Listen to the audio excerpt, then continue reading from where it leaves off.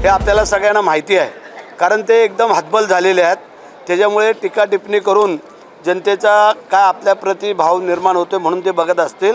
पण मी तुम्हाला एक सांगू इच्छितो, त्यांनी कितीही टीका टिप्पणी केली तरी आमची महायुती अभेद आहे, ती कधीही विभागणार नाही आहे। तुमचीच महाआघाडी एकत्र आहे का ते पहिलं पाहावं, कारण जे काय विरोधी पक्ष नेत्यापदासाठी जात आहेत हे एकत्र मिळून कुठं जात नाही आहेत। एक एक पैसे जाऊन आपापल्या परीने सांगतोय। त्यांनी सगळ्यांनी एकत्र जाऊन सगळ्यांना सांगावं काय आहे ते, पण ते एकत्र होऊ शकत नाही। पण ते एकच पक्ष होता, सगळे पक्ष कुठं होते? आणि त्याच्यामुळे आम्ही तेच सांगतोय, सगळ्यांनी एकत्र येऊन काय असेल ते सांगावं।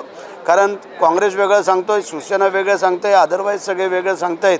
त्यासाठी त्यांनी पहिले एकत्र व्हावं आघाडीने, मग सांगावं। दिल्ली महाराष्ट्रापासून बरीच लांब आहे आणि तिकडं वेगळं आहे, इकडं वेगळं आहे। त्याच्यामुळे आमचे जे मुख्यमंत्री, उपमुख्यमंत्री आणि अध्यक्ष, उपाध्यक्ष, सभापती, उपसभापती हा जे काही निर्णय घेतील ते योग्य घेतील। आणि त्यासाठी जे काय ते चर्चा करत आहेत त्यांना टीका टिप्पणीशिवाय काय राहिलेलं नाही आहे। आणि म्हणून मला वाटतं की त्यांनी टीका टिप्पणी करत राहावं।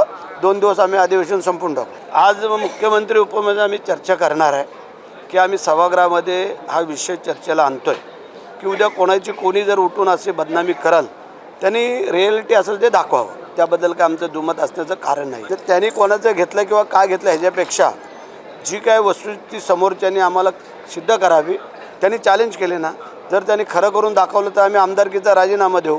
एवढा मोठा त्याग कोण करू शकतो? ज्याला कर नाही त्याला डर नाही। आम्ही रायगडचे मावळे आहोत, शिवाजी महाराजांचे मावळे आहोत, बाळासाहेबांचे सैनिक आहोत, शिंदेसाहेबांचे खंदे समर्थक आहोत आणि महायुतीतले आम्ही आमदार आहोत, मंत्री आहोत। त्यामुळे त्यांनी आम्हाला काही नाही काहीतरी एखादं कारण तर सिद्ध करून दाखवावं। त्यांनी त्याच्यावर केलं, आमच्यावर केलं, आणखीन कोणावरती करतील। ते करत असताना त्याची सत्यता तर पडताळायला पाहिजे, हे आमचं म्हणणं आहे। आणि तुम्ही लोकांनी पण पूर्ण खात्री केल्याशिवाय काही गोष्टी जे काही प्रसिद्धी माध्यमाला करताय ते पण मला वाटतं योग्य नाही असं आम्हाला वाटतं आहे। म्हणून आम्ही थोडा हा विषय चर्चेला आणावा का म्हणून आज आम्ही चर्चा करू आणि मग ठरवू। राज काय नाही आणि भाज काय नाही।